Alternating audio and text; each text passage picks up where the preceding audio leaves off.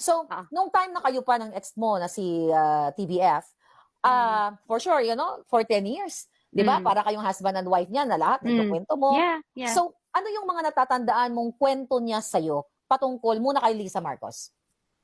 Well, siya yung siya yung sabi niya na, kunwari, sometimes kasi I don't attend parties, 'di ba? Siya lang mag-a-attend kasi nga it's either nandun yung kids niya, nandun din yung ex-wife niya. Tapos parang ako naman, respeto rin. Parang I don't want na lang to go there para Aha, hindi na kami pag-usapan. aha, Alam mo yon, 'di ba? Binibigay ko yon kasi gano'n naman yung ugali ko, 'di ba?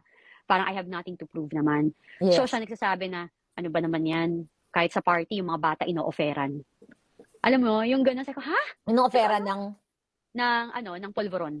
Sabi ko, "Seryoso ba 'yan?" "Oo," sabi niya. Tapos sabi niya, may isang wedding ng very, very close nila. Next time ko papangalan. Kinasal. Tapos okay. dun sa banyo, yung sa banyo, nag-o-offer sa mga bata. Alam mo, ang nakakalungkot kasi magulang din Si siya. Lisa Alam mo ang yun? nag-o-offer. Si Liza, Okay, oo. okay. Yeah, so, um, nakakalungkot Isusulat ko kasi lang dito, hmm, napapangalanan mo sa susunod na interview. yeah. Okay, Ay, alright. So, nagtatrabaho din sa kanila, eh, sa Malacanang. ngayon? Mukhang meron na akong clue. Okay, sige, tuloy mo yung kwento. So, Hmm. sabi ko nga 'di ba, todo na natin 'to, andito Todo na rin, eh. natin. 'Di Ang ba parang pero ako inaano ko lang, hinihinay ko kasi siyempre in a way naawa ka dun sa bata, pero sabi ko nga may marinig lang talaga akong pitik kasi may narinig ako, eh, na okay. parang seryoso kayo Anong year ang pagsasakan niyo. kasal? Anong year ang kasal? Iche-check ko ha, iche-check ko. Okay. Pero Kasi inoferan ang naka-ano mga naman. bata. When you say mga bata, eto bang mga bata na inoferan ni Liza Araneta Marcos ng illegal na pulburon ay kilala mo ang mga bata? Or na-mention ba ni Tony Boy Florendo itong mga batang inoferan ni Liza ng pulburon? Hindi niya sinasabi, kinuwento lang niya sa akin na, "Naku, nakakahiya talaga, Diyos ko." Sabi niya, "Ano ba 'yan, nakakahiya." Yung nasa party, hindi na bata, adult na rin kasi Adult na. umattend ng Tawag niya lang wedding, mga eh, bata oo. kasi younger than him, okay? Yeah. So, sabi niya, "Diyos, ayan inoferan din, ano ba 'yan?" Sabi niyang gano'n. Naku, mali. Ta's tumatawa siya, sabi ko, "Uy, ano ba 'yun?" Sabi ko, "Okey lang ba 'yan?" Sabi niya, "Siyempre hindi, parang lahat ng yung siyempre nandun din yung mga parents, alam mo yun, nag-react din daw yung iba, alam mo yun? Siyempre hindi naman lahat sila." Alam mo yun nga yung sinasabi ko sa'yo, hindi lang naman lahat ng kaibigan nila ginagawa yung ginagawa nila. Hindi rin naman yung kung paano sila kasama is gano'n din kasama yung mga kasama nila Kasama na nila. yung kaibigan nila. Kasi mas marami diyang matitino, siyempre hindi naman nagdodroga at alam naman yung Aha. maling ginagawa nila, 'di ba?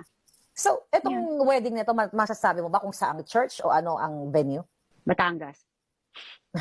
So, Oo. maraming mga prominente. Ito ba ay malaki mga negosyante? Ito ba ay nasa office of the Oo president? naman. I will give you time, of course, to be ready to tell who they are, kung sino man yung mga Hmm, kinasal na yan. hmm. So, eto ba yung wedding sa Batangas? Anak ba ito ng artista?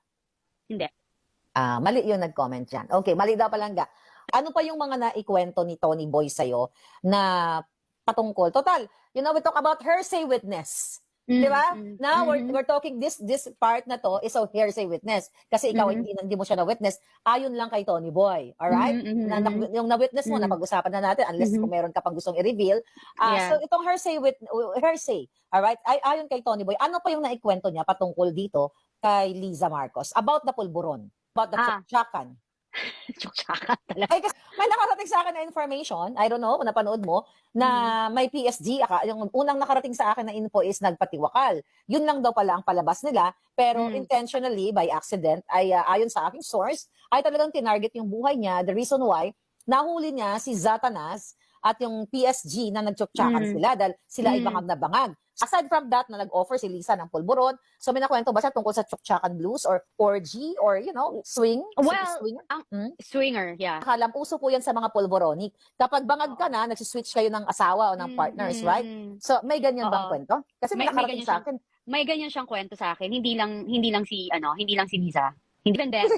Like may naging, girlfriend siya, tapos yung Si isa, Tony Boy. oo, ta's girlfriend din nung isang malapit niyang kaibigan. Tapos secretly, um, yung girlfriend ng kaibigan niya nagtsutsutsakan sila, tapos yung girlfriend din niya nagtsutsutsakan. So pero sabi niya sa'kin alam, they know it. Yeah. Akala nung girls hindi alam nung boys, pero yung mga boys alam, so they play, you know what I mean? So, siguro yung mga Oo. source, yung source, alam ko si Kiboloy, sinabi niya yan dati, no, bago siya, bago siya nawala sa limelight kasi hinahunting siya ng mga bangag. Mm. So, si Marcos Jr., may naikwento ba o na-witness ka na for sure wala kang na-witness na nagsiswing sila kasi hindi ka nila isasama. Wala. Hindi ka nila isasama. So, pero may nakwento Hindi ba? ako sasama. So, Parang naikwento pangit ba? tignan ang Ay, sagwa. I know. Ay, hindi ka naman bangag. So, definitely, the fact na Oo. inoferan ka ni Lisa, hindi mo tinanggap, hindi ka talaga sasama. Pero may naikwento ba si TVF sa'yo na about swing with Bangag Ako, Jr.? yung ano, hindi si Bibi, hindi si Bangag Junior. Hindi siya Okay. talaga. Pero yung asawa niya, yes. Pero Oh my in God. passing lang. Kasi ano nga, to be honest, parang ayoko siya talaga na ma-experience ulit or makita or anything. Kasi nga, I have bad experience with that, di ba? Ayoko nga ng drugs and everything. Kaya nga sabi ko sa'yo, they hate me to the core, I guess, because I don't do it. Sinabi naman niya Parang, sa'yo, di ba, ni Lisa, na why are you here? If Why you're are you here? Why are you here?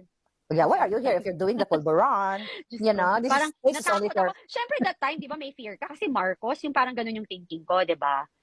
gusto kong klaruhin yan. Walang Mhm. naikwento sa'yo si Tony Boy Florendo na si Marcos Jr. ay nakipag-swing o nakipag-tsuktsakan sa, sa iba't ibang mga girl lalo during their bangag moments? Wala naman siyang Naikwento. nakwento sa akin noon. Pero ang isa lang nakwento niya sa akin, nagka-girlfriend, something like that.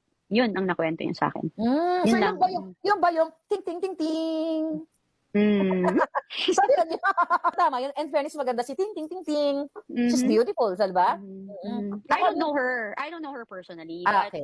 those are like any other couple. Syempre, 10 taon din naman kami nagsama. Tsaka, inseparable kami niyan.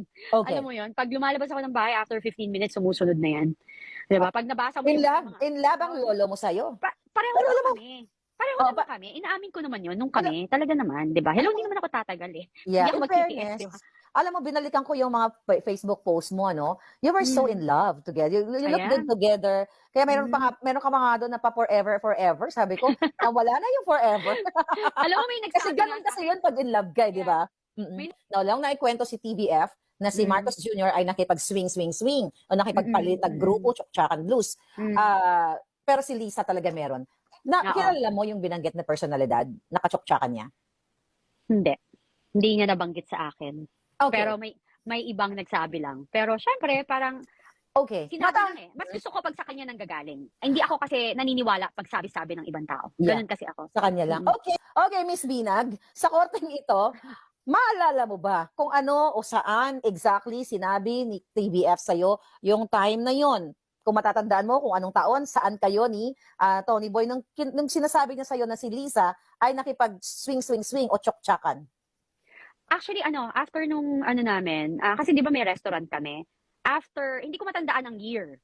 Pero, nag-invite kami ng couple of people, tapos parang nagkikwentuhan lang.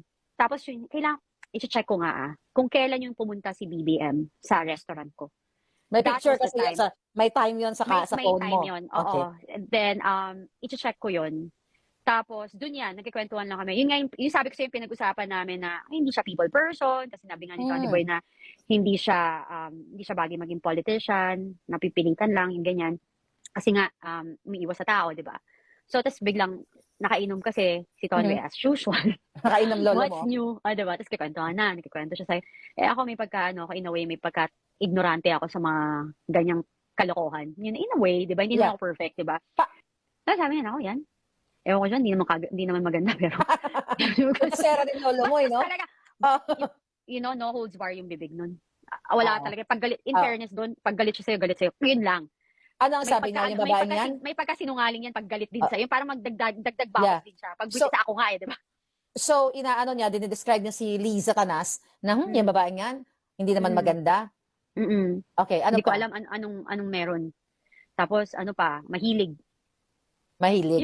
Mahilig. Yun ang sabi. Hindi niya ba sinabi mahilig sa tsuktsakan? Kasi pwede ka namang mahilig sa pulburon o mahilig ka sa stuffed toy. Hindi kasi, kapag magaganyan na siya, huy, sabi ko, ano ba yun? Sabi ko, ano yun? Sabi niya. Tapos tatawa na yan. Tatawa lang siya. Kasi lasing siya, diba? Yeah. Na may certain Daza na sobrang gandang-ganda niya, mag-asawa sila, tapos nahuli niya, ito si babae, nahuli niya yung asawa niyang si Mr. Daza, I don't know, hindi ko lang alam kung sinong pangalan, na nakipagtsuktsakan kay Liza. Alright? Nagtsuktsakan, pero sila bangag. So, nang nahuli ni girl, hiniwalayan niya itong si certain Daza, kaya hiwalay sila ngayon. Ang ganda-ganda ng girl. Pero, hanapin nyo na lang, Google nyo na lang dyan kung sino yung Daza na naghiwalay. So, my question is, Imagine mo, may nakarating sa akin na information, tapos may nakarating din sa'yo. Hindi ba Mm. nabanggit, baka iisa yung baka iisa yung scenario? Hindi ba DAZA yon? Certain DAZA? Yung kinakwento ni TBF? If I'm not mistaken, katunog din yan nung ting-ting-ting-ting mo. Oh my God! Oo. Kasunod din ang... Pero sabi ko nga sa'yo, di ba, Ah, sabi ko nga na nagkwento okay. siya sa akin. Tapos Ah. parang, when nakalimutan ko, nasa isang grupo kami. Kasi pag umiinom sila, alam mo yung mga lalaki, mas chismoso pa sa babae. Aha. Sobrang chismoso I talaga know. sila. Alam mo, akala natin na ang babae is marites. Hindi. Mas marites yung mga lalaki. Kita mo yung mga basher dyan, yung mga trolls. Kaya